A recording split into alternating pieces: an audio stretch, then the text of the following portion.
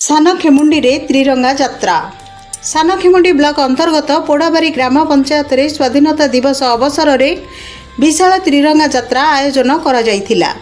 Forest office ठारू आरंभ होई ग्राम परिभ्रमण करिथिबा एही यात्रा रे देशभक्तिर अलगा उत्साह देखिबाकू मिलिथिला। कार्यक्रम रे मुख्य अतिथि भावे जोग देइथिले आस्का घुमुसर सांगठनिक जिला सभापति श्रीजुक्त विजय कुमार स्वाई, सेहीपरि मंगला गमांग, एम चिन्मय रेड्डी, राधामाधव पात्र, रेडिका जानी, लिट्टू प्रधान, गोपाल मल्लिक, रोहित दलई, विकास रेड्डी सहित बहु कार्यकर्ता उत्साह भरित भावे जोग देइथिले। देशप्रेमर नारा और त्रिरंगार लहरितारे समग्र परिवेश देशभक्ति मुग्ध होइथिला। आज सारा भारत वर्ष रे त्रिरंगा यात्रा प्रत्येक जगह अनुष्ठित होउछि।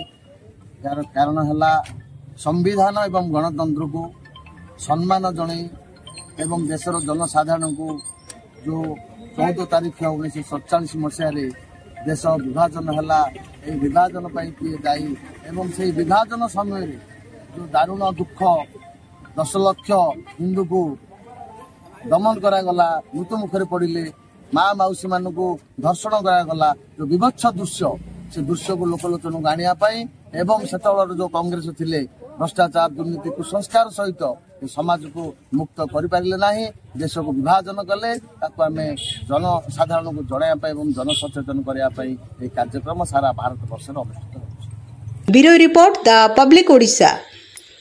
जदि आपण मानकु आम वीडियो भल लगी थाए ताहले आम चैनल को लाइक, शेयर और सब्सक्राइब करने को भूलिबेनि।